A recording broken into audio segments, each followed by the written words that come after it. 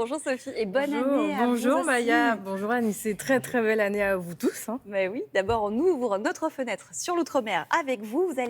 Vous allez ou avez peut-être mangé des huîtres en ces jours de fête. Eh bien, sachez que les Polynésiens les apprécient aussi au point de vouloir les cultiver dans les lagons. Et je suis sûre que vous connaissez les huîtres perlières avec lesquelles on Évidemment, fait de magnifiques colliers, mais bien en sûr. Polynésie, eh bien, ça peut surprendre.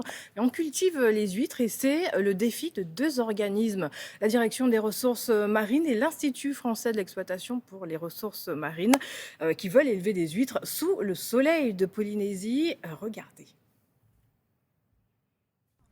Dans cette nurserie, 300 000 spécimens d'huîtres sont couvés, surveillés, jusqu'à ce qu'elles atteignent la taille réglementaire, 4 cm, avant de retrouver leur milieu naturel.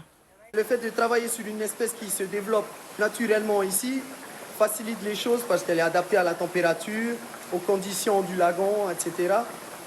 Du coup, les difficultés, c'est plutôt des difficultés techniques, dans le sens où il faut leur apporter à manger tous les jours. 8000 litres de microalgues sont produits chaque jour pour nourrir les huîtres. Ici, 2 espèces locales sont étudiées par les scientifiques de l'Ifremer qui innovent avec la coculture. Les huîtres sont élevées avec des crevettes et un poisson. On espère pouvoir non seulement gagner en croissance de par cette cohabitation dans un même milieu de deux espèces différentes, et pourquoi pas d'arriver à lutter contre le principal inconvénient de cette filière qui a été vue déjà il y a plusieurs années, qui est ce fameux ver, le Polydora, quoi. Pour tenter de venir à bout de ce parasite, on applique l'exondation, une technique venue du sud de la France dont l'objectif est de recréer des marais. Cet entrepreneur y croit. Il vise une production industrielle. On va pouvoir produire à peu près 20 tonnes sur ce site, tout en sachant que les importations aujourd'hui sont plutôt de l'ordre de 100 tonnes. Donc on a bien réfléchi à tout ça et on espère qu'on pourra, dans un avenir proche, se développer également dans les îles ou sur différents sites. Manger des huîtres de Tahiti pourrait être possible d'ici fin 2025.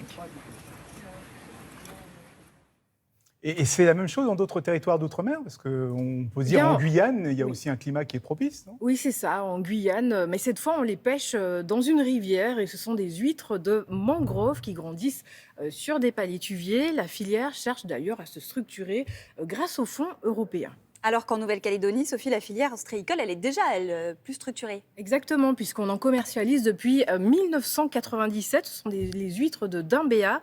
Et c'est une activité qui a été reprise en 2005 par une famille originaire de Charente-Maritime. Et elle continue d'ailleurs à élever ces huîtres sous les latitudes de la Nouvelle-Calédonie. C'est 21 à 28 degrés. On le sait, les huîtres, elles aiment les eaux fraîches. Et l'huître de Dimbéa, on dit qu'elle est fine, qu'elle a un goût iodé en bouche. Et puis, un chiffre à retenir, 120 tonnes ont été produites. On peut dire que les Calédoniens sont de grands amateurs d'huîtres. Et oui, merci Sophie.